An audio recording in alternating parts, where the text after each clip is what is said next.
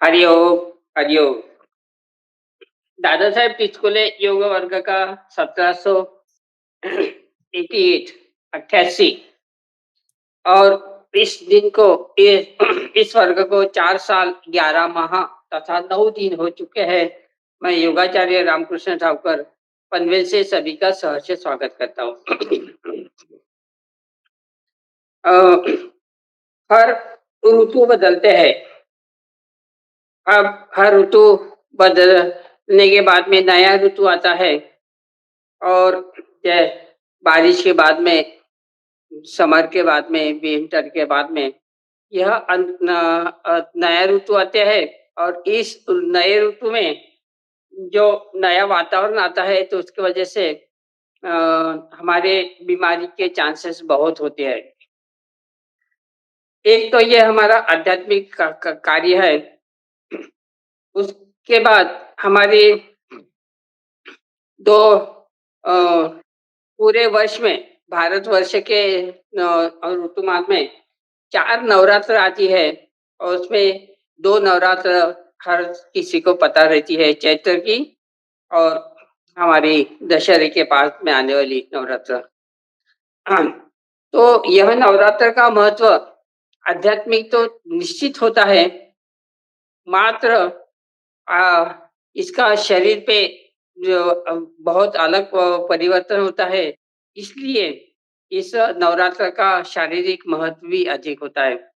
और इस शारीरिक महत्व के लिए हमारे ऋषि-मुनि ने बताया है कि आप जो भी खाना खाते हैं, वह उसका प्रमाण कम कीजिए या उसका परिवर्तन कीजिए। जैसा पका हुआ अनाज है, तो वो छोड़ दीजिए। पका हुआ 4 बार खाते हैं तो 3 बार खाइए, 3 बार है तो 2 बार खाइए, 2 बार है तो 1 बार खाइए। उसकी क्वांटिटी में कम कीजिए। हो सकता है तो पका हुआ छोड़ दीजिए, कच्चा आहार की तरफ जाइए, जो हमारा लिक्विड आहार है उसकी तरफ जाइए। एनडीएस, न्यू डाइट और आहार के वह बायो है, हर समय प्रचार करती है, प्रसार करती है। दीदी खुद 18 साल से उन्होंने कभी याद, घर में याद जलाई नहीं। घर में चारों मेंबर है, फिर भी अ, हर कोई रसाहार का उपाय करती है। रसाहार का हम भी नवरात्र में उपवास करते हैं। मैं अ, हर वक्त भी गन्ने का और अभी हमारा ग्रेप के जूस का मैं रसाहार उपवास करता हूँ। पर दीदी का तो विशेषता है, दीदी सिर्फ जल के साथ में ही उपवास, उनका जल के साथ में उपवास रहता है और 24 घंटे हमारी दीदी कैसे तंदुरुस्त होती है। तो उनका बहुत साल का अनुभव है, तो ह हम दीदी को प्रार्थना करेंगे इस इस नवरात्रि के बारे में, उपवास के बारे में और अनेक पद्धति के बारे में आप कीजिए। हरिओम, हरि हरि। हरिओम।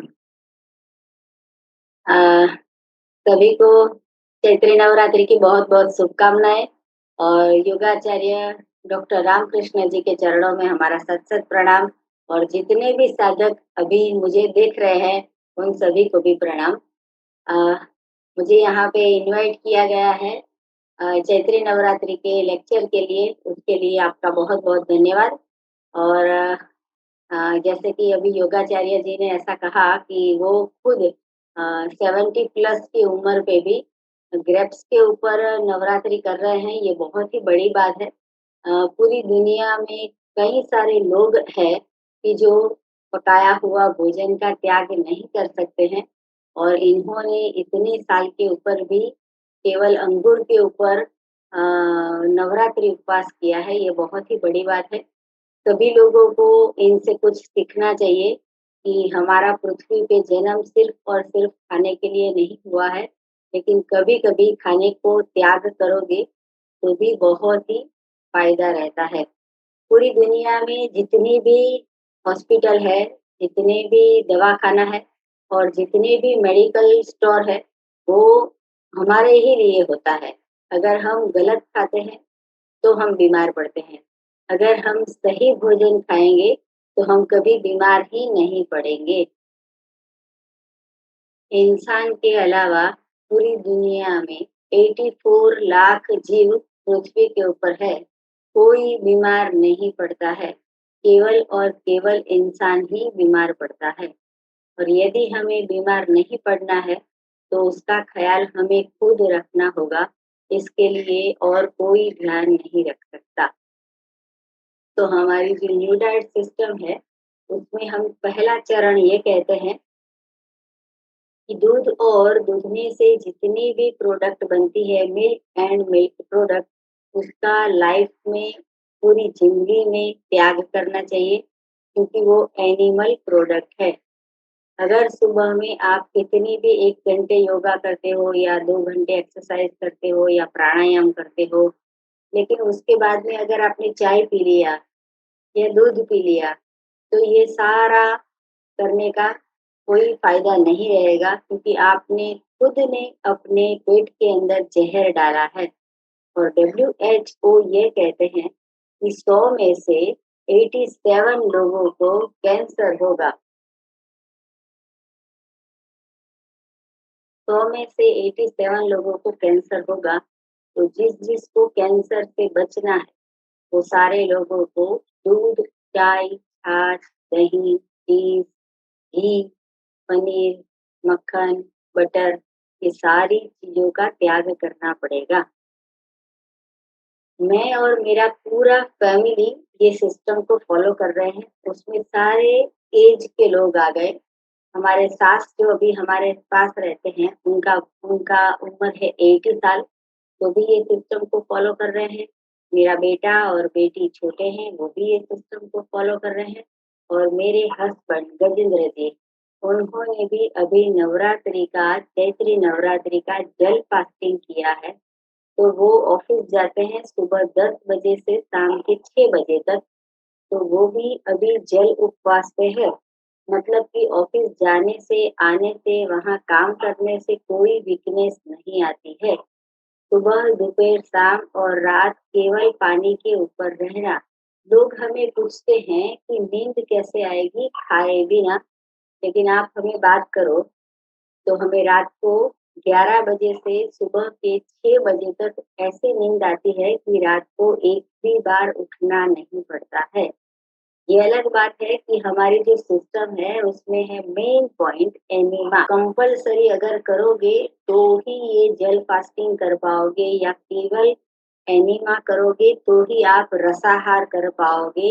एनीमा है तो ही आप फलाहार कर पाओगे। एनीमा है तो ही एक टाइम कच्चा भोजन, एक टाइम पका भोजन से भी आप उपवास कर सकते हो। यूट्यूब पे मेरी चैनल है एनडीएस हेल्थ सेंटर डॉक्टर झरना पटेल। तो ये जो चैनल है उसके ऊपर 3000 वीडियो बनाई है। और 3000 वीडियो में आप देख सकते हो, उसमें से 30 वीडियो हमने बनाई है, कि जिसमें हमने कहा है कि एनिमा करना बहुत ही ज़रूरी है। 200 वीडियो में हमने बताया है कि रसाहार में कौन-कौन से रस पी सकते हैं। और जो रस है वो कैसे बनाए जाते हैं, तो वो रस का भी बना के हमने डेमो बताया है, तो वो भी आप वीडियो देख सकते हो। आगे बात करें कि हम ऐसा बोलते हैं कि प्राकृतिक भोजन खाइए, अपक्व भोजन खाइए, जो ईश्वर ने बनाया है वो बिना प्रोसेस किया हुआ भोजन खाइए। तो उसके लिए अ जो भी भोजन है, जैसा है वैसा का वैसा खाना है। आग के ऊपर, गैस के ऊपर नहीं ले जाना है, क्योंकि ईश्वर ने सूर्य प्रकाश की मदद से जो भोजन हमारे लिए बनाया है, वो ही भोजन पकाया हुआ है। तो अ, उसकी भी हमने 2 वीडियो बनाई है कि जिसमें गैस के ऊपर जलाए बिना भोजन कैसे बना सकते हैं। तो उसके डिटेल के लिए आप हमारे चैनल सर्च कर सकते हो डॉक्टर झरना पटेल। और अ, बाकी की जो हमारी 200-300 वीडियो है, उसमें हमने ये बताया है कि लोगों को डायबिटीज़ ठीक हो गया है, उनका एक्सपीरियंस किसी का बीपी ठीक हो गया, उसका एक्सपीरियंस, किसी का वज़न कम हो गया तो उसका एक्सपीरियंस, किसी को थायरॉइड ठीक हो गया, उसका एक्सपीरियंस, किसी को माइग्रेन ठीक हो गया, उसका एक्सपीरियंस। तो ऐसे सारे एक्सपीरियंस को जो पेशेंट के अनुभव होते हैं, वो ही हमने रिकॉर्ड करके यूट्यूब पे रखे हैं।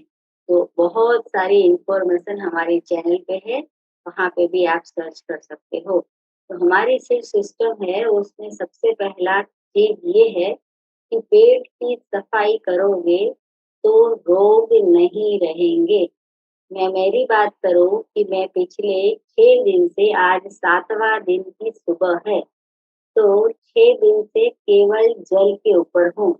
मेरा 4 किलो वज़न कम हुआ है। मेरा वज़न 52 या 53 ही रहता है, फिर भी मेरा वज़न कम हुआ है केवल जल के ऊपर। मुझे वज़न कम नहीं करना था, लेकिन जो भी एक्स्ट्रा चर्बी थी, एक्स्ट्रा फैट थी, वो भी चली गई। तो बहुत ही अच्छा लग रहा है, वज़न बिल्कुल लाइट लग रहा है और जो भी लोग ऐसा उपवास करना चाहे तो हमने वीडियो बनाई है नवरात्रि। तो चैत्री नवरात्रि हो या आसव नवरात्रि हो या गुप्त नवरात्रि हो या माध्य नवरात्रि हो, तो इसकी भी हमने 10-15 वीडियो बनाई है कि नवरात्रि फास्टिंग कैसे हम खुद करते हैं। तो जिसको भी नवरात्रि करनी हो या नहीं करनी हो, जिसको भी हेल्दी रहना है, उनको 365 डे डेली एनिमा करना बहुत ही ज़रूरी है। अगर आपने जो गलत भोजन खाया है, वो आपकी आंतों में पड़ा रहेगा, वो सड़ जाएगा, उसमें से गैस, कफ, पित्त, वायु सब कुछ गंदगी बनेगी और इसके विकारों से रोग आते हैं। तो अगर किसी को रोग नहीं चाहिए, तो एनीमा कंपल्सरी ज़रूरी है। एनीमा 1 दिन का बच्चा भी कर सकता है, 100 साल का इंसान भी कर सकता है। एनीमा सुबह में भी कर सकते हैं, दोपहर में भी कर सकते हैं, शाम को भी कर सकते हैं, रात को भी कर सकते हैं और एनीमा की कोई साइड इफ़ेक्ट नहीं है। इसको हमने नाम दिया है संजीवनी क्रिया। तो इसका नाम है संजीवनी। इसमें एक लंबी 4 फुट की कैथेटर आती है, इसके बाद में एक नल आता है और नल के आगे कैथेटर होती है। तो ये कैथेटर आपके मल द्वार में डालनी है, फिर लेफ्ट साइड सोना, राइट साइड सोना और डॉगी पोजीशन में सोना, ऐसे करके एनीमा करना होता है। तो ये एनीमा भी हमारी वेबसाइट पे उपलब्ध है। एनीमा हमारे व्हाट्सएप से भी उपलब्ध है। कोई भी इंसान व्हाट्सएप से भी हमारे साथ जुड़ के एनीमा कर सकता है। अ डॉक्टर योगाचार्य जी ने तो मेरा नंबर सबको व्हाट्सएप पे दिया है, लेकिन फिर भी अगर किसी को पता नहीं है तो मैं बता देती हूँ। मेरा फ़ोन नंबर है 9824317955। तो अभी चैत्री नवरात्रि चल रही है, आप सभी जो भी हमारे साथ जुड़े हैं, वो भी सारे के सारे आशा रखते हैं कि नवरात्रि का फास्टिंग किया होगा। अगर नहीं किया है, तो आज से भी नवरात्रा स्टार्ट कर सकते हैं। इसमें कोई बड़ी बात नहीं है, संकल्प करने की ज़रूरत है। मैंने मेरी लाइफ में कभी भी ऐसा फास्टिंग नहीं किया था कि केवल जल के ऊपर 9 दिन रहने का, लेकिन संकल्प कर लिया तो ईश्वर ने साथ दिया, माताजी ने आशीर्वाद दिया और ये संभव हो गया। तो आज 7वाँ दिन स्टार्ट हो रहा है, 6 दिन पूरे हुए हैं, तो मेरे 6 दिन केवल जल के ऊपर कैसे पूरे हुए होंगे? कई सारे साधकों का फ़ोन आया कि मैडम भूख नहीं लगती है आपको? या फिर ऐसा फ़ोन आया कि हमें तो बहुत भूख लगती है। तो हमारा जवाब ये है कि अगर हमने एनीमा करके गंदगी निकाली है, तो भूख नहीं लगती है। 6 दिन में सुबह में हर रोज मैंने बाथरूम में 6 या 7 या 8 ग्लास मॉर्निंग में पानी पी के वमन किया है। वमन करने से हमारा पेट जो है, जठर जो है, वो क्लीन होता है। तो उसको बोलते हैं आर्टिफिशियल वॉमिट।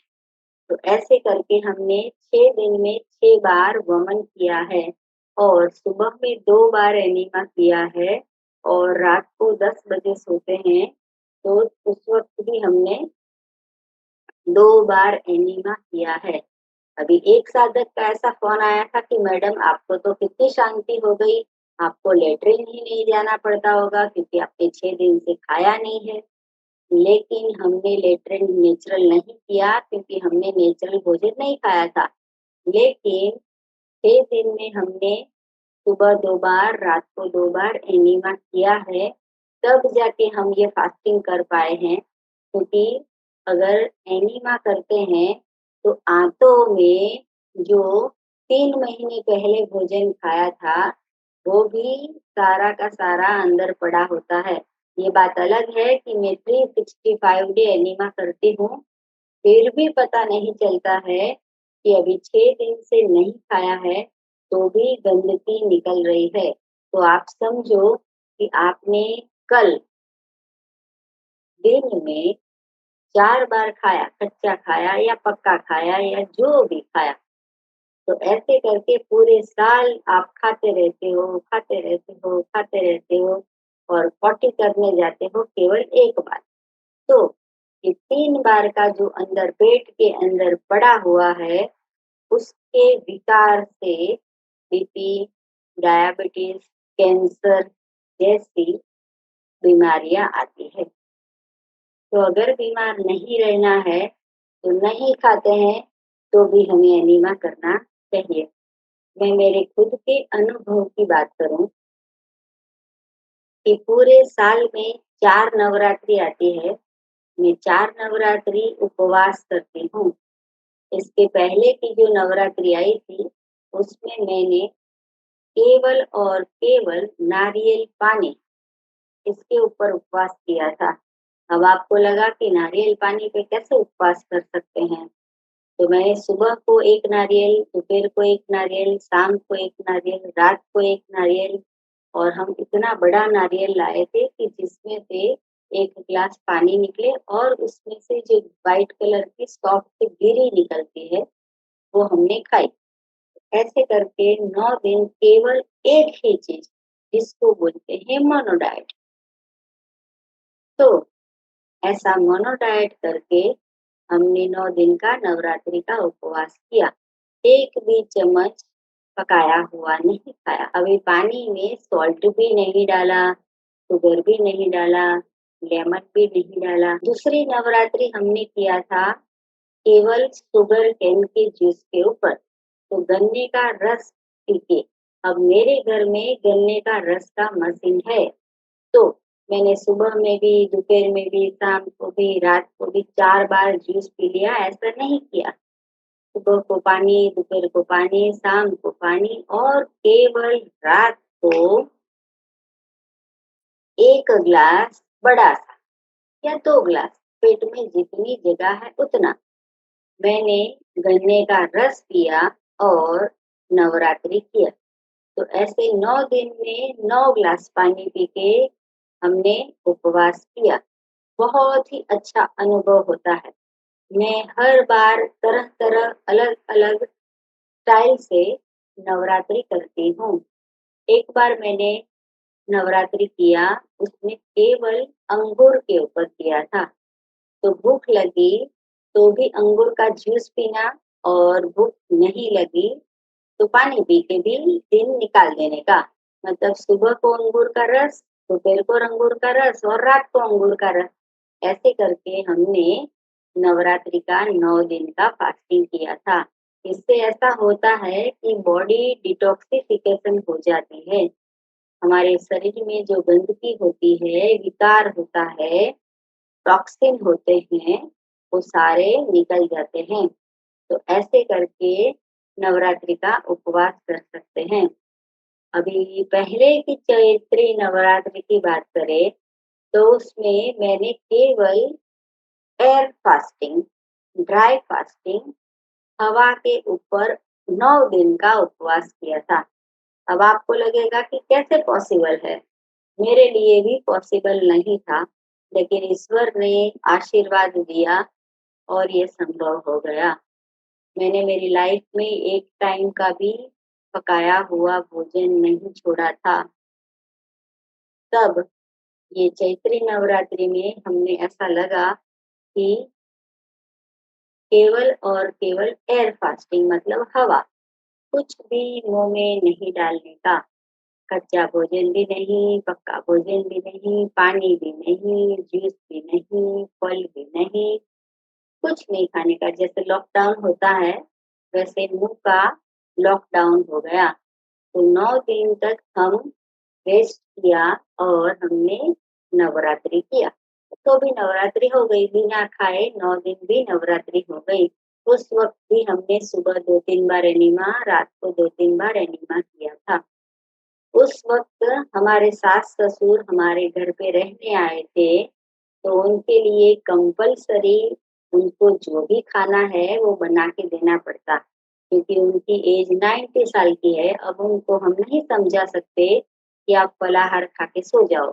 90 साल तक जिसने रोटी खाई है वो भूलेंगे नहीं, मानेंगे नहीं, तो उनके लिए हमने खाना भी बनाया था। अब मैंने केवल हवा के ऊपर उपवास किया और उनके लिए खाना बनाया, तो खुशबू आई होगी, मुँह में पानी आया होगा, आँख ने देखा है कि हम कितना अच्छा भोजन बना रहे हैं, फिर भी हमने एयर फास्टिंग किया।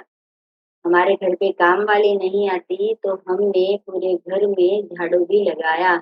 तो इतना 9 दिन बिना खाए कैसे चलता है? लेकिन अगर संकल्प कर लो तो सब कुछ मुमकिन है। तो ऐसे आप भी ऐसे उपवास कर सकते हो। कुछ भी मुमकिन नहीं है, ऐसा ज़रूरी नहीं है कि हम सुबह खाएँ, दोपहर खाएँ, शाम को खाएँ, रात को खाएँ, तो ही हम अ, शक्ति मिलेगी। लोग ऐसा बोलते हैं कि खाएँगे तो ही शक्ति आएगी, तो मैं केवल जल के ऊपर हूँ, कैसे शक्ति आती होगी? और मैं जल के ऊपर हूँ, फिर भी बाकी के 3 लोगों के लिए मुझे जूस बनाना पड़ता है, तो बनाती हूँ। शाम को हमारा सास है, उनके लिए खाना बनाना पड़ता है, तो बनाती हूँ। तो कैसे शक्ति आई होगी? सुबह 3-4 घंटे फ़ोन पे बात करती हूँ।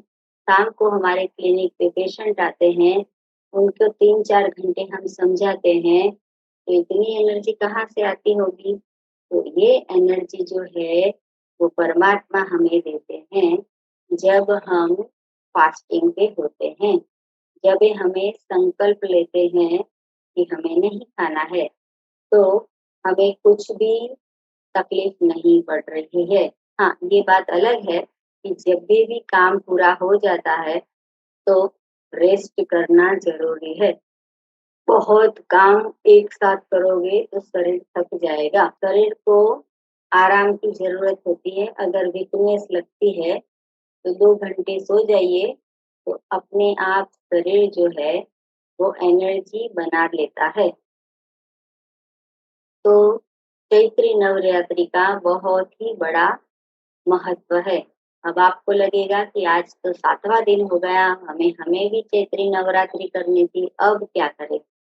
कोई बात नहीं, जिस दिन आपको पता चला, उस दिन से 9 दिन गिन लीजिए, तो नवरात्रि हो गई। अभी मैंने न्यूज़पेपर में पढ़ा कि इस बार 8 नवरात्रि है, मतलब कि 8 दिन में नवरात्रि पूरी हो जाती है। कैलेंडर में भी ऐसा देखा कि 8 दिन में नवरात्रि पूरी हो जाती है। लेकिन नाम जो है वो नवरात्रि है, कैलेंडर को नहीं देखना है, नाम जो है वो नवरात्रि है। तो पूरी दुनिया के लोग 8वें दिन पे उपवास छोड़ देते हैं, उससे मुझे कोई लेना-देना नहीं है। लेकिन नाम है नवरात्रि, तो मैं नवरात्रि के बाद मंगलवार की सुबह को ही लेमन जूस से मैं अपना फास्टिंग छोड़ूँगी और उपवास करना ईज़ी है, लेकिन उपवास छोड़ना बहुत ही मुश्किल है, क्योंकि जब आप खाना चालू करते हो, तो पेट एक्सेप्ट नहीं करता है और आपका क्रेविंग बहुत ही होता है। अगर आपने रोटी, सब्ज़ी, दाल-चावल खा लिया, पेट हज़म नहीं कर पाया, तो पेट में दुखेगा या सर में दुखेगा या फिर कुछ भी प्रॉब्लम हो सकता है। तो जब भी उपवास छोड़ते हो, तो उसके दूसरे दिन मेरी बात करें, तो एक दिन जब नवरात्रि पूरी हो जाएगी, उसका पूरा एक दिन मैं लेमन वाटर मतलब कि पानी में नींबू डाल के मैं पूरा दिन उसका फास्टिंग करूँगी। उसमें सॉल्ट और शुगर हम नहीं डालते हैं। लोग बोलते हैं कि कैसे रह सकते हैं शुगर के बिना या फिर सॉल्ट के बिना। मुझे कई सारे साधकों का ऐसा भी फ़ोन आया कि सोडियम कम हो जाएगा, आपको चक्कर आ जाएँगे। तो 6 दिन में मुझे भी चक्कर आए थे। ऐसा नहीं है कि मुझे कुछ नहीं होता है। 6 दिन में मुझे भी चक्कर आए थे। जब भी मुझे फ़ील होता है कि मुझे चक्कर आ रहे हैं, ऑन द स्पॉट बाथरूम में जाके एनिमा किया, गंदगी निकल गई और चक्कर साले चले गए।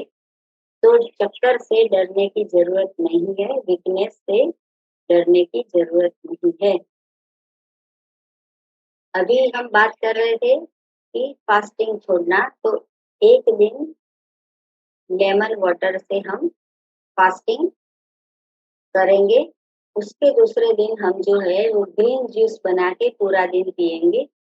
ग्रीन जूस में धनिया, पुदीना, पालक, लौकी, अदरक, लेमन ऐसा करके हम जूसर में जूस निकालते हैं और जब भी भूख लगी तभी हम पीने वाले हैं। तो आप भी कभी उपवास छोड़ो तो ऐसा ग्रीन पत्तियों का जूस बना के आप पी सकते हो। अब उसके बाद क्या खाना है? पहले दिन लेमन जूस पिया, फिर दूसरा दिन ग्रीन जूस पिया, अब तीसरा दिन जो है उसके ऊपर हम पूरा दिन फलाहार करेंगे। सुबह में, दोपहर में, शाम को, रात को जब भी भूख लगी तो हम फलाहार करेंगे। अब कौन-सा फल खाएँगे? तो अभी सीज़न में 2 चीज़ बहुत ही सस्ती मिल रही है और बहुत अच्छी मात्रा में टेस्टी आ रही है, तो वो है तरबूज और खरबूजा मतलब कि मस्कमेलन।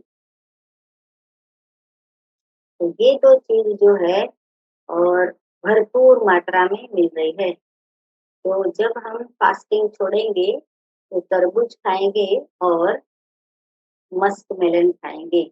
अब पूरा दिन फ्रूट खाने के बाद नेक्स्ट डे हमें फास्टिंग छोड़ना है, तो हम मूँग जो होता है, उसको कुकर में बॉयल करके, उसमें बहुत सारा पानी डाल के, बिल्कुल लिक्विड पानी जैसा, बिल्कुल लिक्विड बना के, उसमें से थोड़ा-सा सॉल्ट डाल के, फिर हम वो सूप पीने वाले हैं।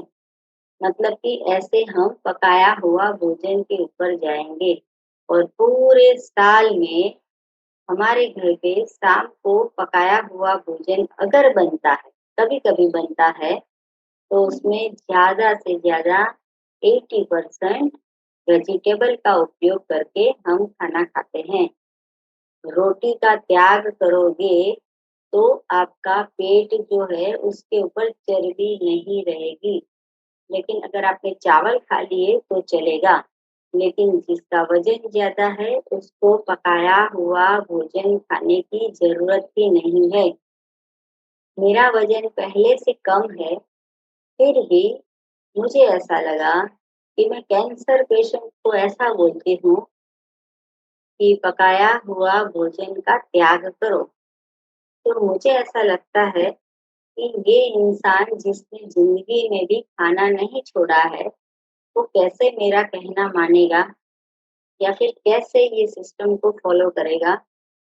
तो उसको सपोर्ट देने के लिए, उसकी प्रेरणा बनने के लिए मैंने तय कर लिया कि 1 साल तक जनवरी की पहली तारीख से दिसंबर की 31 तारीख को 1 साल तक पूरा 12 महीना 365 डे मैंने एक भी चम्मच पकाया हुआ भोजन नहीं खाया। सुबह, दोपहर, शाम और रात तब मेरा वजन 40 किलो हो गया था, 40 केजी। लोग जो है वो आके ऐसा नहीं पूछते थे कि आपके बैंक बैलेंस में कितने रुपए हैं, आपके घर पे हम काम करने आए कि नहीं आए, आपको पैसे की ज़रूरत है कि नहीं ज़रूरत है। लोग मेरी हड्डियाँ देख के ये पूछने आते थे कि आप खाना खाना चालू कर दो। मैंने कहा ओके, खाना खाना चालू कर देंगे, लेकिन हमने दलील नहीं किया और हमने उपवास चालू रखा। 40 किलो वज़न हो गया हमारा और फिर भी हमने तपश्चर्या पूरी किया। तो आप भी ऐसा कर सकते हो। अगर आपको 40 किलो वज़न करना है, तो सुबह, दोपहर, शाम और रात केवल फलाहार, रसाहार और सलाद ऐसा खा के कुदरती, प्राकृतिक, नेचुरल ऐसा खा के आप वज़न कम कर सकते हो, आप कैंसर ठीक कर सकते हो, आप डिप्रेशन ठीक कर सकते हो, आप माइग्रेन ठीक कर सकते हो, बीपी ठीक कर सकते हो और अगर आप स्वस्थ हो, ज़रूरी नहीं है कि ये सिस्टम बीमार लोगों के लिए है। अगर आप स्वस्थ हो, तो भी बॉडी डिटॉक्सिफिकेशन के लिए आपको ये फलाहार पे 1 साल तक आ जाओगे, तो दुनिया के कोई डॉक्टर के पास जाने की ज़रूरत नहीं पड़ेगी। दुनिया की कोई दवाई खाने की ज़रूरत नहीं पड़ेगी। किसी भी लेबोरेटरी में चेकिंग करने जाने की ज़रूरत नहीं पड़ेगी। तो ये 6 दिन में मैंने खाया नहीं है, तो मुझे कैल्शियम कहाँ से मिला? विटामिन कहाँ से मिला? मैग्नीशियम कहाँ से मिला? फास्फोरस कहाँ से मिला? सोडियम कहाँ से मिला? तो ये सोचने की बात है, लेकिन करके देखो सब कुछ मिलता है।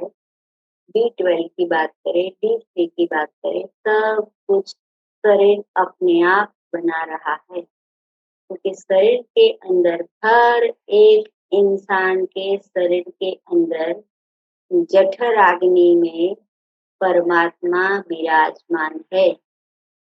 अगर वो परमात्मा को अपने साथ रखना है, तो फास्टिंग करना ज़रूरी है। केवल खाते रहो, खाते रहो, खाते रहो, खाते रहो, ऐसा ज़रूरी नहीं है। त्याग करना सीखो। अगर त्याग करोगे, तो जीवन में आगे बढ़ सकोगे। हम बहुत ही लकी है कि हमारे पास तरबूज है, मस्क मेलन है, हमारे पास अंगूर है, हमारे पास गन्ने का रस है। कई लोग ऐसे भी होते हैं कि जिसके पास पैसे नहीं होते हैं और ये ऐसी चीज़ें नहीं ला सकते हैं। तो ईश्वर का आभार मानना चाहिए कि ईश्वर हमें उसकी खुद की बनाई हुई चीज़ें हमें दे रहा है, तो उसका सही इस्तेमाल करके हम फास्टिंग कर सकते हैं। तो ये सिस्टम नवरात्रि के बिना भी कैसे कर सकते हैं, उसका मैं शॉर्ट में आपको समझाती हूँ कि हमारे जो सिस्टम है, उसमें इंटरमिटेंट फास्टिंग का बहुत ही महत्व है। रात को सोते हैं, शाम को क्या खाया है, उससे हमें कोई लेना-देना नहीं है। सुबह में कितने बजे उठते हैं, 6 बजे उठो, 7 बजे उठो, 8 बजे उठो, 9 बजे उठो, आपकी मर्ज़ी। जितने बजे उठते हो, उसके 8 घंटे तक पेट में कुछ भी नहीं डालना चाहिए। इसको बोलते हैं इंटरमिटेंट फास्टिंग। कई लोग तो ऐसे होते हैं सुबह 7 बजे ही फल खा लेते हैं, 8 बजे ही जूस पी लेते हैं, तो इसका फ़ायदा कम होता है। फ़ायदा तो होगा, लेकिन कम होता है। तो सुबह में उठने के बाद 8 घंटे तक पेट में कुछ भी नहीं खाना-पीना। कोई थायराइड की दवा हो या बीपी की दवा हो, वो भी लेने की ज़रूरत नहीं है, क्योंकि आपको हमने चाय बंद करवा दी, उसके साथ में खाखरा, भाखरा, रोटली, पराठा या पोहा, उपमा, बिस्किट ये सब खा रहे हो, वो भी हमने बंद करवाया। तो उसके लिए हमें दवाई की कोई ज़रूरत नहीं पड़ेगी। तो सुबह उठने के बाद 8 घंटे तक मुँह में कुछ भी नहीं डालना। चाहे आप ऑफ़िस में हो, बिज़नेस पे हो, जॉब पे हो, घर पे हो, पॉसिबल है। अब 8 घंटे के बाद आप रसाहार ले सकते हो। हरी पत्तियों का जूस पीना है या तो फिर आपको फ्रूट का जूस पीना है, जो भी सीज़नेबल, रीज़नेबल, नेचुरल, ओरिजिनल जो भी मिलता है, वो जूस पीना है या तो फिर वेजिटेबल का, कद्दू है, पम्पकिन है, केले हैं सॉरी टमाटर है, ये सब वेजिटेबल है। तो कोई भी वेजिटेबल का जूस बना के लौकी है, आप पी सकते हो। कितना जूस पीना है? तो आपके पेट में जितनी ज़रूरत है 1 ग्लास, 2 ग्लास, 3 ग्लास, 4 ग्लास आप जूस पी सकते हो। तो जूस जो है वो हमेशा जूसर में ही निकालना चाहिए। अगर आप मिक्सचर में जूस निकालते हो, तो उसमें बहुत सारे टुकड़े करके पीसने का, छानने का, पानी डालने का, ऐसा करके आप जूस बनाओगे, तो उसमें से फ़ायदा नहीं होगा। हमारे पास जूसर की एजेंसी भी है और हम पूरे वर्ल्ड में जूसर भी कुरियर करके भेजते हैं। जिसको भी इंक्वायरी हो, वो व्हाट्सएप पे मैसेज कर सकते हैं। व्हाट्सएप के साथ-साथ में लिखना कि आप टिचकुले ग्रुप से जुड़े हुए हो, तो मुझे पता चलेगा कि ये कौन है। अगर ये जूस की बात हो गई, उसके बाद में बात आई लंच की। तो लंच में आप ऑफ़िस में भी हो सकते हो, गाँव में भी हो सकते हो, प्लेन में भी हो सकते हो, कनाडा हो सकते हो, अहमदाबाद हो सकते हो, बॉम्बे हो सकते हो, आप कहीं पे भी हो। लेकिन आपको भूख लगेगी,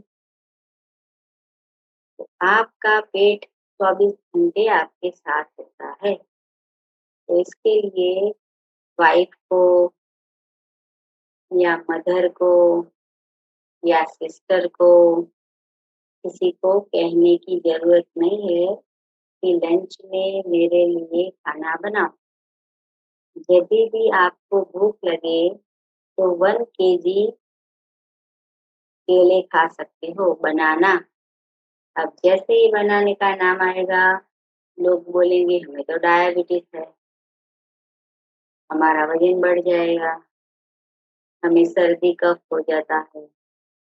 तो ईश्वर का बनाया हुआ कोई भी भोजन खाने से कुछ नहीं होता है। तभी होता है जब आप रोटी, सब्ज़ी, दाल, चावल खाते हो। तभी होता है जब आप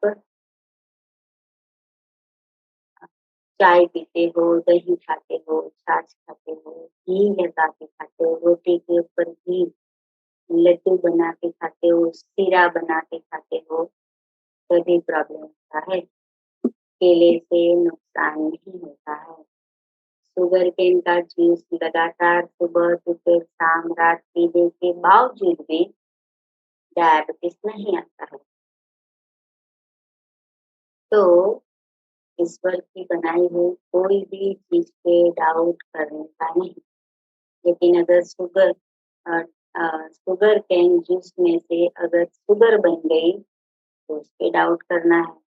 उसमें से गुड़ बन गया, चीनी बन गई, तो उसके ऊपर डाउट करना है। लेकिन डायरेक्ट शुगर केन के जूस के ऊपर डाउट कभी नहीं करना है। तो शुगर केन का जूस भी आप पी सकते हो। हमारे पास ऐसे भी साधक है जो डायबिटीज़ वाले साधक 10 दिन तक केवल शुगर केन का जूस पिया और 10 दिन के बाद उसको डायबिटीज़ ठीक हो गया। कैसे ठीक हो गया? बिना दवाई के। कैसे ठीक हो गया? तो उसने 10 दिन में रोटी, सब्जी, दाल, चावल, भजिया, समोसा, पकोड़े नहीं खाए थे। चाय, दूध, छाछ दही नहीं खाया था। तो उसको गन्ने का रस पीने के बावजूद, इतना मीठा रस पीने के बावजूद भी डायबिटीज चला गया। अभी हमने गुजरात के सिद्धपुर में एक ऐसा प्रयोग किया कि 50 लोगों को इकट्ठा किया, 50 लोगों को 10 दिन केवल एक ही चीज खिलाई, उसका नाम है मैंगो। सुबह मैंगो, दोपहर मैंगो, शाम को मैंगो, रात को मैंगो। जिसको 5 खानी है, 10 खानी है, 15 खानी है, उनकी मर्जी। तो 10 दिन के बाद हमने क्या किया, तो सबका थायराइड ठीक हो गया, डायबिटीज ठीक हो गया, कैंसर ठीक हो गया, सब कुछ बीमारियां चली जाती है जब आप एकाहार करते हो, मोनो डाइट करते हो, प्राकृतिक भोजन खाते हो। तो 20 साल तक डायबिटीज की गोली खाने के बावजूद भी डायबिटीज ठीक नहीं हुआ। तो क्या करेंगे? प्राकृतिक प्रकृति के सहारे जाना पड़ेगा। 30 साल तक डायबिटीज खाते हो, डायबिटीज की गोली खाते हो, फिर भी डायबिटीज ठीक नहीं हुआ, फिर इंसुलिन पे जाते हो, फिर इंसुलिन बढ़ाता है और फिर डायलिसिस आता है। डायलिसिस महीने में 1 बार होता है, फिर महीने में 2 बार होता है, फिर हफ्ते में 1 बार होता है, फिर हफ्ते में 2 बार होता है और फिर इंसान जो है वो चल बसता है। तो ऐसा करना अच्छा है या फिर प्राकृतिक भोजन खाना अच्छा है? तो आप खुद तय करो कि इसमें ज़्यादा मज़ा है। तो जब भी प्राकृतिक भोजन खाते हो तो निश्चिंत होके खाइए। तो दोपहर के लंच में 12 बजे से शाम के 6 बजे तक आप अनलिमिटेड फ्रूट खा सकते हो। जितना पेट में जगह है उतना खा सकते हो। अभी एक भाई का फ़ोन आया था कि मैं भूखा नहीं रह सकता, इसलिए ये आपके सिस्टम नहीं कर पाऊँगा। तो मैंने उसको बोला कि 12 बजे 1 किलो फ्रूट खा ले, 1 बजे फिर से 1 किलो फ्रूट खा ले, 2 बजे फिर से 1 किलो फ्रूट खा ले, 3 बजे फिर से 1 किलो फ्रूट खा ले, 4 बजे फिर से 1 किलो फ्रूट, 5 बजे 1 बजे 5 बजे फिर से 1 केजी फ्रूट खा ले, 6 बजे 1 केजी फ्रूट खा ले। तो हे इंसान, तू पकाया हुआ भोजन का त्याग कर। उसने करके देखा तो उसका फ़ोन आया कि मैडम आपकी बात सही है, इतना सारा फल खाए बिना भी संतुष्टि मिल जाती है। आप एक बार प्रयोग करो कि आइसक्रीम खाने जाओ। एक आइसक्रीम से पेट नहीं भरेगा, 2 आइसक्रीम खाने का मन होगा। 2 आइसक्रीम खाने के बाद पेट नहीं भरेगा, मन नहीं भरेगा, 3 आइसक्रीम खाने का मन करेगा। और ऐसा प्रयोग करो कि एप्पल लेके बैठो। एप्पल आपके पास 1 केजी होगा। 1 एप्पल खाओ, दूसरा एप्पल खाओ, तीसरा एप्पल खाओ, चौथा एप्पल खाओ, फिर आपका पेट ऐसा बोलेगा कि बस संतुष्टि हो गई है। तो जो इंसान बनाता है आइसक्रीम, उससे कभी संतुष्टि नहीं मिलती है और ईश्वर का बनाया हुआ एप्पल, उससे संतुष्टि मिलती है। पूरी जिंदगी में हमने एक कहावत सुनी है कि एक दिन में एप्पल खाओगे तो डॉक्टर आपसे दूर रहेंगे। अब ये कहावत को हमने थोड़ा-सा चेंज कर दिया। 1 किलो एप्पल खा लो, डॉक्टर आपसे दूर भाग जाएगा या तो फिर आपको डॉक्टर के पास कभी जाने की ज़रूरत नहीं पड़ेगी। अब डॉक्टर की फीस होती है ₹2000, दवाई का खर्चा होता है 2,000 रुपया, रिपोर्ट कराने का खर्चा होता है 2,000 रुपया, तो 6,000 रुपए तो आपके जाने वाले हैं। तो इससे अच्छा है कि यही पैसे आपके एप्पल खरीदने में खर्च कर लो। आप जो भी कमाई करते हो, वो आपके लिए खर्च करो, ना कि डॉक्टर के लिए खर्च करो। एमआरआई करवाने जाते हो तो 10,000 रुपया होता है, सीटी स्कैन करवाने जाते हो तो 8,000 रुपया होता है। तो क्यों ऐसे पैसे बर्बाद करते हो? 1 रुपया कमाने में पसीना पाड़ना पड़ता है, तो क्यों ऐसा हम पैसे बर्बाद कर रहे हैं? आपके पैसे आपकी वाइफ के काम में आए या वाइफ के पैसे हस्बैंड के काम में आए या बेटे के काम में आए, बहू के काम में आए, बेटी के काम में आए, तो बराबर है। लेकिन एक बार हार्ट का ऑपरेशन करवाते हो, 4 लाख रुपया हो जाता है। एक दिन में 4 लाख, तो ये सही कमाया कि आपने प्राकृतिक भोजन खा के शरीर को स्वस्थ रखा, ये सही किया आपने। तो आप खुद तय कर सकते हो कि कैसे जीना चाहिए। तो दोपहर के भोजन में 12 बजे से शाम के 6 बजे तक आप फलाहार या वेजिटेबल सलाद इसका इस्तेमाल कर सकते हो। ये जो दोपहर का भोजन है प्राकृतिक, उसमें आप सेंधा नमक डाल सकते हो टेस्ट के लिए, चाट मसाला डाल सकते हो टेस्ट के लिए, या फिर हरी धनिये की चटनी बना के ले सकते हो। इसमें हरी मिर्च डाल सकते हो, इसमें नींबू डाल सकते हो, कच्चे सिंगदाने डाल सकते हो, धनिया डाल सकते हो, पुदीना डाल सकते हो। तो मिक्सर में ग्राइंड करके चटनी बनाओ और ककड़ी के साथ, टमाटर के साथ, एप्पल के साथ आप खा सकते हो। तो आपको टेस्ट भी मिल जाएगा और हेल्दी भी मिल जाएगा। अब शाम को 6 बजे के बाद डिनर का टाइम होता है। कई लोग 6 बजे खाते हैं, 7 बजे, 8 बजे, 9 बजे, 10 बजे, जिसको जब डिनर का टाइम होता है, तब वो 70-80% वेजिटेबल और 20% ग्रेन, मतलब रोटी या चावल, ऐसा भोजन खा सकते हैं। लेकिन, किंतु, परंतु, बट जिसको बीमारी है, उन लोगों को पकाया हुआ भोजन का त्याग करना पड़ेगा। जिसका वजन ज़्यादा है, उसको पकाया हुआ भोजन का शाम को भी त्याग करना पड़ेगा। कई लोग का वजन खाली 30 किलो है, उसको वजन बढ़ाना है, तो उसको भी फलाहार के ऊपर, एनीमा के ऊपर वजन बढ़ता है। 30 किलो का इंसान 40 किलो का हुआ, 40 किलो का इंसान 50 किलो का भी हुआ, केवल प्राकृतिक भोजन से। कई लोग ऐसे भी होते हैं जिसकी खाली हड्डियाँ दिखती है और खाते हैं 10 रोटी, पता नहीं चलता है कि कहाँ जा रही है, लेकिन वो लोग बहुत ही अंदर से बीमार होते हैं। तो ऐसा पतला होना भी ज़रूरी नहीं है।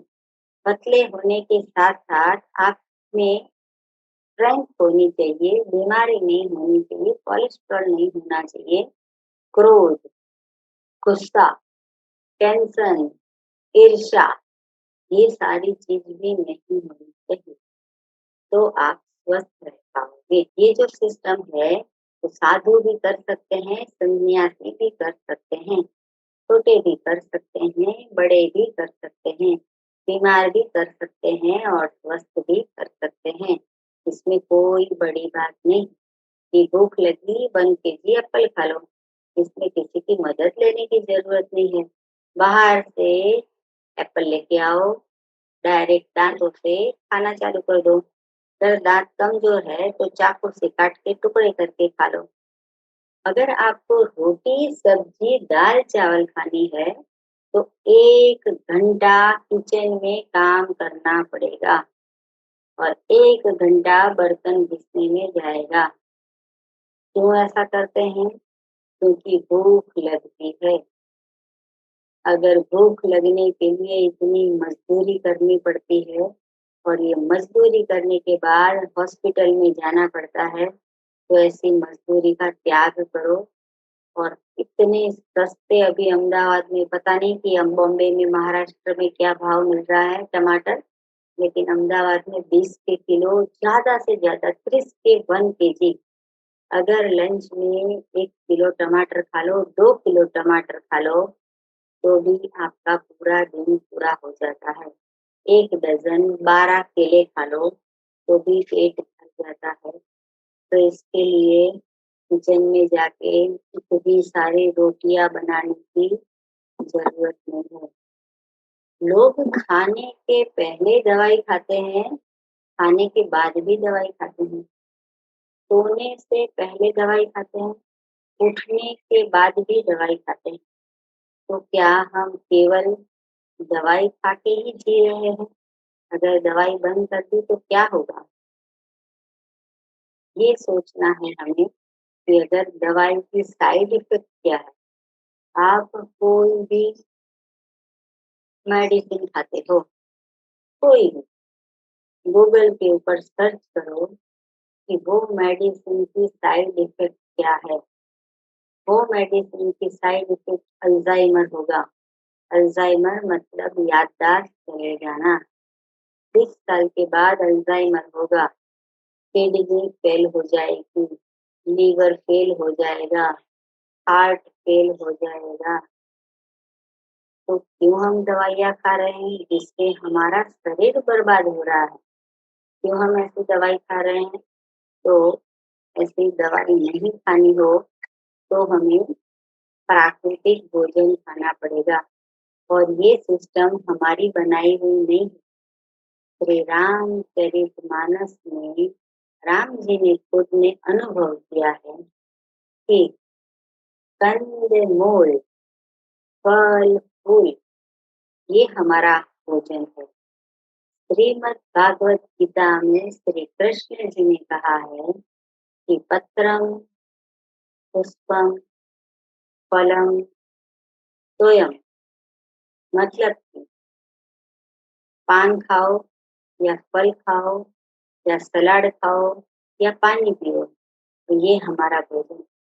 भागवत गीता में भगवान श्री कृष्ण ने ऐसा क्यों नहीं लिखा कि इडली खाओ, डोसा खाओ, समोसे खाओ, भजिया, दाल चावल खाओ, पकोड़े खाओ, ऐसा लिख के जाते तो हम खा लेते। लेकिन प्रकृति ने क्या बनाया, तो प्रकृति ने मैंगो बनाया। हम पेड़ के नीचे खड़े रह के हाथ करके तोड़ के मैंगो लेके खा सकते हैं। पेड़ के ऊपर से टमाटर लेके खा सकते हैं। कभी ऐसा पेड़ देखा कि जिसमें रोटियाँ उगती है, पराठे उगते हैं, पूरियाँ उगती है, तो वो पेड़ के नीचे खड़े रह के हम रोटी तोड़ के खा लेते। तो अगर ईश्वर ने रोटी का पेड़ नहीं बनाया, तो इंसान क्यों रोटी बना रहा है? भगवान कहते हैं कि हे मनुष्य, पृथ्वी पे जाके आनंद कर, लेकिन हम जो है वो पृथ्वी पे आके खाना पका-पका के बुद्धि भ्रष्ट करके फिर हम क्रोध, ईर्ष्या और बीमारी ये सब के शिकंजे में आ गए हैं। तो ऐसा हमें नहीं करना चाहिए। स्वस्थ रहना है तो ईश्वर का बनाया हुआ खाना है। पैकेट फूड नहीं खाना है, जंक फूड नहीं खाना है, बेकरी की आइटम नहीं खानी है, एनिमल प्रोडक्ट नहीं खाना है, मिल्क और मिल्क से बनाई हुई जितनी भी प्रोडक्ट है, वो नहीं खानी है। अगर आप ऐसा जीवन जियोगे, तो 100 साल तक किसी की सेवा लेनी ज़रूरत नहीं पड़ेगी। हमारे लिए हमारे पिताजी हॉस्पिटल आते हैं, हमारे लिए हमारी माताजी हॉस्पिटल आती है, हमारे लिए हमारे हस्बैंड हॉस्पिटल आते हैं। हमारे लिए हमारा बेटा-बेटी हॉस्पिटल आता है, तो सारे लोगों का टाइम बिगड़ता है। तो क्यों हमें किसी की सेवा लेनी चाहिए? और हॉस्पिटल में जलसे तो है नहीं, वहाँ पे तो इंजेक्शन पड़ते हैं, वहाँ पे तो दवाइयाँ खानी पड़ती है। तो ऐसा जीवन नहीं होना चाहिए। हर रोज़ गार्डन में 1 घंटा घूमना चाहिए, हर रोज़ मंदिर में जाना चाहिए, हर रोज़ छोटे बच्चों के साथ खेलना चाहिए, तो हमें अच्छा फ़ील होता है। समाज की सुन-सुन के बर्बाद हो जाएँगे। समाज बोलेगा कि रोटी, सब्ज़ी, दाल-चावल खाए बिना मर जाएँगे, तो वहाँ से उठ के खड़े होके दूसरी जगह पे चले जाना है, क्योंकि बात ज़्यादा लंबी करने से वो समझने वाले नहीं और हम बदलने वाले नहीं। तो फिर ऐसे इंसान को जवाब देना ज़रूरी नहीं है, खड़े होके चले जाना है। और मैंने अभी जो जल फास्टिंग किया है, पूरी लाइफ में ऐसा अद्भुत अनुभव हुआ है कि ये अनुभव आपको बयाँ नहीं कर सकती कि मुझे कितना फ़ायदा हो रहा है। पूरा शरीर क्लीनिंग हो रहा है और इतनी मज़ा आ रही है, मुझे ऐसा लगता है कि पूरी दुनिया में सबसे सुखी इंसान मैं हूँ, क्योंकि मेरा शरीर 100% स्वस्थ है। तो आप भी अ, कोई भी नवरात्रि हो या ना हो, कोई भी तारीख से गिनना चालू कर दो, 9 दिन तक आप जल फास्टिंग करो। जल फास्टिंग के अ, दरमियान आपको कोई समस्या आती है तो मुझे कॉल कर सकते हो, व्हाट्सएप पे मैसेज कर सकते हो। हॉस्पिटल नहीं जाना है, डॉक्टर के पास नहीं जाना है, चिंता नहीं करनी है। आप 100 साल तक जियोगे, उसके लिए आपको पूरी लाइफ में एक बार तो ऐसा फास्टिंग करना बहुत ही ज़रूरी है। मेरे घर में अभी 50 किलो तरबूज पड़े हैं और 20 किलो टीटी पड़ी है, 10 किलो टमाटर पड़े हैं, 40 किलो शुगर केन का डंडा पड़ा है, मतलब कि शुगर केन जूस का मशीन है, तो हम इतने सारे गन्ने लाए हैं। लेकिन मैं केवल इतने सारे भोजन का त्याग करने के बावजूद मैं केवल जल के ऊपर हूँ। मुझे भी खाने का मन होता है, मुझे भी भूख लगती है, लेकिन तपश्चर्या करने से ही फ़ायदा होता है। तो कोई भी इंसान को निखरना है, तो तपना पड़ेगा और उसका हमें अनुभव करना पड़ेगा। तो आप भी ऐसा अनुभव कीजिए, आज से 9 दिन तक आप रसाहार करो, फलाहार करो या फिर आप जल के ऊपर या जिसके ऊपर आप उपवास करो। तो आपको और भी कुछ जानकारी चाहिए तो आप मेरा संपर्क कर सकते हो और या तो फिर अभी मुझे कुछ पूछना है, तो आप मुझे कुछ भी क्वेश्चन पूछ सकते हो। तो योगाचार्य जी, अब हम विराम ले रहे हैं। हरिओम। अब इतने सारे लोग मुझे सुन रहे हैं, उनको कोई भी क्वेश्चन हो तो पूछिए, मैं जवाब देने के लिए तैयार हूँ। हरिओम। हरिओम, हरिओम। हरिओम, हरिओम, आप हरिओम। आपको बहुत महत्वपूर्ण विषय आपके सामने है और हमारे दीदी ने अनुभव के साथ में बहुत अच्छी तरह से बताया। मैं 74 इयर्स का हूँ। मैं 2014 से फलाहार करता हूँ नवरात्र में और 3 साल से 4 साल से मैं दोनों ए अ, दोनों नवरात्रि में करता हूँ। तो नवरात्रि में दोनों इसमें मैं जूस पर करता हूँ। मैं अभी तक अ, ज़ीरो वाटर थेरेपी यानी वहाँ बिना पानी सिर्फ़ पानी पीकर मैंने अभी तक की नहीं किया। मैं किसी के गाइडेंस के अंडर में मैं अगले वक़्त मैं करना चाहता हूँ। हमारी तेजस्वी दीदी है वो भी सिर्फ़ जल लेकर ही हर साल उनके नवरात्रि होती है। उनका भी हम अनुभव सुनने वाले हैं। तो एक दीदी का यह उपवास के बारे में जो अनुभव करते हैं, उनके घर में तो 20 साल से चूल्हा ही जलाते नहीं, गैस जलाते ही नहीं है। उनके पास में जैसा दीदी ने बताया सब मैं तो दीदी के घर में भी जाके आया है। उनके पास में गन्ने की मशीन भी है। हर किसी को उनको गन्ने का जूस पिलाती है। मुझे तो बहुत आश्चर्य लगता है कि हमारी दीदी इतना सारा काम करती है और 2500 तक उन्होंने वीडियो डाले हैं और हर बीमारी पर कैसा उसका प्रभाव पड़ता है, वह अ, हर पेशेंट पर वो कार्य करती है और उनके अनुभवी वीडियो द्वारा सबके सामने रखे हुए हैं। तो आज हमारी दीदी यहाँ पर आई है तो मेरी ओर से और योग वर्ग की तरफ से मैं दीदी का बहुत-बहुत आभारी हूँ। अभी यह समय है, आपके जो कुछ भी शंकाएँ होंगे तो आपका उसका निरसन कीजिए। आपके सवाल होंगे तो पूछ लीजिए। ऐसी कोई बीमारी नहीं कि जो हम रसायन से या उपवास से हम छोड़ नहीं सकते। पर इसका अनुभव, इसका मार्गदर्शन हमारी दीदी ही कर सकती है, इसलिए आप उनको प्रत्यक्ष अभी सवाल करके पूछ सकते हैं, प्रतिक्रिया भी दे सकते हैं। मैंने जब रसायन पे शुरू किया, प्रारंभ किया, मुझे भूख लगती थी। मैं दीदी को मैं फ़ोन करके बोलता था, "दीदी क्या करूँ मैं? मुझे बहुत भूख लग गई है।" जाओ बोले इनेमा ले लो। मुझे थकान आती थी, मैं दीदी को फ़ोन करता था, दीदी बोलती थी, "जाओ इनेमा ले लो।"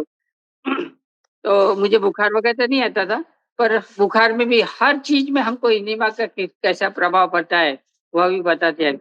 आज दीदी ने उपवास छोड़ने के जो 8वाँ दिन है, 1 दिन पहले यानी क्या है तो वो भी बताया तो वो भी उतना ही महत्वपूर्ण है। मैं अधिक समय नहीं लेता हूँ और आप सब लोगों को प्रार्थना करता हूँ कि आपके जो कुछ भी सवाल होंगे तो आप पूछिए। हमारे शरीर को बीमारी होती ही नहीं और हुई तो सब बीमारी ठीक हो सकती गारंटेड के सामने साथ में वैसा हमारे साथ में दीदी है। तो आप समय न गमाते हुए आपके क्वेश्चन ज़रूर पूछिए। हमारी झरना ताई ने नवरात्र के उपवास के बारे में बहुत ही अच्छी जानकारी दी है। तो हमें तो ऐसा लगता है कि हमने तो कुछ भी नहीं किया है और मैंने तो दीदी से सुना है कि उन्होंने हवा पर भी उपवास किया है। ये तो बहुत ही हमें ताज्जुब लगता है क्या हवा हवा के ऊपर कैसा उपवास दीदी ने किया होगा? जबकि हम अनाज खाने के बावजूद भी हमें भूखा महसूस होता है, सवेरे खाए तो शाम को और लगता है। तो दीदी बोलती है कि 9 दिन हवा पर उपवास किया है। तो दा दीदी से प्रार्थना है कि हवा पर आपने कैसा उपवास किया? इसका इसका ही बस आज हमें मार्गदर्शन कीजिए। बाकी का तो हमें समझ में आया है आपका अनाज खा के, रस खा के वो सब समझ में आया है। तो हवा पर आपने कैसा किया दीदी? इतना ही मार्गदर्शन करें तो बहुत अच्छा होगा। धन्यवाद। जी, हाँ जी, हरिओम। जब हमें पता चला कि सुबह में उठने के बाद 8 घंटे का उपवास करने से बहुत लाभ होता है, तो इसको 24 घंटे का करके देखते हैं। तो मैंने एक बार 24 घंटे का निर्जला कर लिया। तो 24 घंटे का निर्जला हो गया, तो मुझे बहुत ही कॉन्फिडेंस आ गया कि ऐसा भी हो सकता है कि मैं पानी के बिना 24 घंटे रह सकी। तब जाके नवरात्रि आई, तो मुझे ऐसा मन में स्फुरणा हुई, आत्मस्फुरणा हुई, कुछ विचार ऐसे आए कि अगर मैं 1 दिन का कर सकती हूँ, तो मैं 9 दिन का क्यों नहीं कर सकती हूँ? तो मैंने घर में परिवार वालों को बताया कि मैं 9 दिन तक कुछ भी नहीं पीऊँगी, कुछ भी नहीं खाऊँगी, नो फलाहार, नो पानी, नो रसाहार।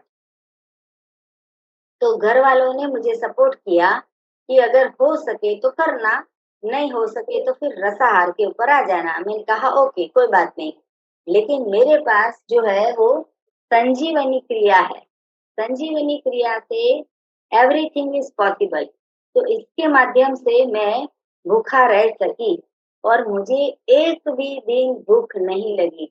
सुबह में चक्कर आता तो मैं एनिमा करती, भूख लगती तो एनिमा करती, नींद नहीं आती तो एनिमा करती। मैंने 10 बार एनिमा किया होगा। 9 दिन में 18 बार या 19-20 बार मैंने एनिमा किया होगा। तो एनिमा से ये पॉसिबल हो जाता है, जब पेट में से गंदगी निकल जाती है, तो शरीर रेस्ट करता है, तो शरीर की कोई डिमांड नहीं रहती है, खाना-पीना सब भूल जाता है और केवल रेस्ट करने के साथ, एनिमा करने के साथ, वमन करने के साथ मेरे 9 दिन हो गए हैं। तो आपको अनुभव करना है तो खाली 24 घंटे का पहले करके देखिए। अगर 24 घंटे का हो जाएगा तो फिर ईश्वर के आशीर्वाद से 9 दिन भी हो पाएगा। और नहीं होता है तो कोई बात नहीं, पानी के ऊपर कर लो, नहीं होता है तो रसाहार के ऊपर कर लो, लेकिन करने का ट्राई करो। नहीं, आपका जो अनुभव है और आपका जो कहना है वो एक एकदम अद्भुत है।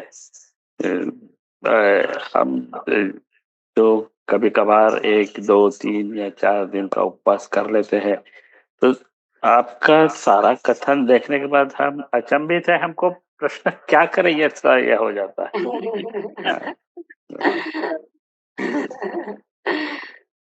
सर बहुत सही। तो हमें भी अगर ये करना है तो आपके मार्ग पे चलने के लिए थोड़ा ही आना पड़ेगा, एक साथ तो नहीं आ सकते। पर पूरा आपका जो कहना है वो हमने नोट कर लिया, क्या करना है समझ लिया है, प्रश्न तो कुछ नहीं है। जी। सभी साधकों को हम ये भी बताना चाहेंगे कि हमने एक पुस्तक लिखा है, मैंने खुद ने, जिसकी प्रस्तावना डॉक्टर रामकृष्ण जी ने लिखी है। ये बहुत बड़ी सौभाग्य की बात है। वो हमारे घर पे आए थे, उसी दिन पुस्तक का हम लास्ट में वो कर रहे थे, वाइंड अप कर रहे थे। तो उस दिन हमारे घर पे आए तो उन्होंने प्रस्तावना लिखी है। वो बुक का नाम है रोग मुक्ति का मार्ग। तो किसी को भी चाहिए तो हम पूरे विश्व में कुरियर करते हैं। तो आप व्हाट्सएप पे बताना तो रोग मुक्ति का मार्ग की पुस्तक आपको मिल जाएगी। हरिओम। धन्यवाद। बहुत अलग सा एक्सपीरियंस आपने बता दिया। एक्चुअली मेरा प्रश्न ऐसा होता है कि मतलब बहुत सारे डॉक्टर्स भी बता देते हैं कि फ्रूट्स खाने में चीकू मत खाओ, केला मत खाओ। जिसको डायबिटीज है उसको तो बोलते खाओ ही मत ऐसे। तो और आपका एक्सपीरियंस ऐसा है कि कौन सा भी फ्रूट्स खाओ, कुछ डायबिटीज होगा तो कोई प्रॉब्लम नहीं है। तो मतलब ये तो आदमी उलझन में पड़ता है, क्या करे ऐसे। तो उसके बारे में थोड़ा सा और भी स्पष्टीकरण होगा तो अच्छा हो। जी। हरिओम। रमेश जी, हरिओम। आपका क्वेश्चन बहुत ही अच्छा है। बहुत सारे लोगों को इससे मार्गदर्शन मिलेगा। तो इस बात का जवाब है मेरे पास कि कोई भी दुनिया की दवाई किसने बनाई? तो इंसान ने। और कोई भी फल किसने बनाया? तो परमात्मा ने। तो परमात्मा के ऊपर विश्वास करे या इंसान के ऊपर? आपको किसने बनाया? परमात्मा ने। मुझे किसने बनाया? परमात्मा ने। और केले को किसने बनाया? परमात्मा ने। तो परमात्मा के ऊपर विश्वास करो। अब मैं एक क्वेश्चन पूछती हूँ बहुत अच्छा आपने बताया। हजारों साल पहले जब ऋषि मुनियों थे, कोई हॉस्पिटल नहीं थी, तब लोग कैसे जिंदा रहते थे? सही बात है। तब कोई डायबिटीज नहीं था, कोई बीपी नहीं था, कोई कोलेस्ट्रॉल नहीं था, क्योंकि उस वक्त लोग फल फूल कंद मूल खा के जीते थे। और आज का इंसान है वो रोटी सब्जी दाल चावल खा के जी रहा है। सुबह में ब्रेड बटर खा रहा है, अंडे खा रहा है, ब्रेकफास्ट में चाय पी रहा है, इतना बड़ा बड़ा ग्लास भर के दूध पी रहा है। इसकी वजह से बीमारियां आती है। जब आप प्रकृति के शरण में आ जाओगे, सारे डॉक्टर को भूल जाओगे, सारी दवाइयां बंद हो जाएगी और आप 100% स्वस्थ हो जाओगे। तो मेरा ऐसा मानना है कि या तो ईश्वर का मानो या डॉक्टर का मानो, आपको जो लगे वो करो। अगर डॉक्टर का मानते हो 100 साल तक दवाइयाँ खानी पड़ेगी। अगर ईश्वर का मानते हो तो आज से ही दवाई बंद हो जाएगी। मैंने एक यूट्यूब पे वीडियो रखी है, हाउ टू स्टॉप मेडिसिन। वो उसमें हमने बताया है कि वर्ल्ड विदाउट मेडिसिन, कैसे दवाई के बिना जी सकते हैं। वो एक बार ट्राई कर लो। 100 लोग ऐसा बोलेंगे कि फल खाने से ये होगा, 100 लोग ऐसा बोलेंगे कि डायबिटीज एनीमा करने से नुकसान होगा। लेकिन आप करके देखो। तो अगर करके देखोगे तो आपको लगेगा कि इससे बड़ा कोई अनुभव ही नहीं। सबसे पहले इस सिस्टम की शुरुआत में एनीमा करना चालू करो। 10 बार, 15 बार, 20 बार, 25 बार एनीमा करो। फिर जाके आपको खुद नई सोच आएगी। जैसा अन्न वैसा मन, जैसा मन वैसा तन। अगर आपने पकोड़े खाए हैं तो आपकी सोच अलग होगी, अगर आपने अंगूर खाए हैं तो आपकी सोच अलग होगी, अगर आपने नॉनवेज खाया है तो आपकी सोच अलग होगी। तो आप जो है वो अच्छी सोच के लिए ईश्वर का बनाया हुआ खाओ। मैं अहमदाबाद को दीदी के दर्शन के लिए गया था तो मुझे बहुत अच्छा लगा, बहुत अच्छा जी, लगा। जी, जी। समय कम था नहीं तो मैं और दीदी को बहुत से क्वेश्चन पूछ-पूछ के मैं ये कहता था तब भी मेरे पास तो समय कम था। जी, जी, जी। लेकिन हाँ। आप आए तो भी हमें बहुत अच्छा लगा। अरे दीदी और आएँगे हम। जी, ज़रूर, ज़रूर। किसी को समय होगा तो आप अहमदाबाद में एक दीदी का दर्शन लेने ज़रूर जाइए। उनका घर इतना सुंदर है कि उसमें किचन ही नहीं है, बाकी सब कुछ है। जी। आप सब जाइए, तो बहुत अच्छा लगेगा।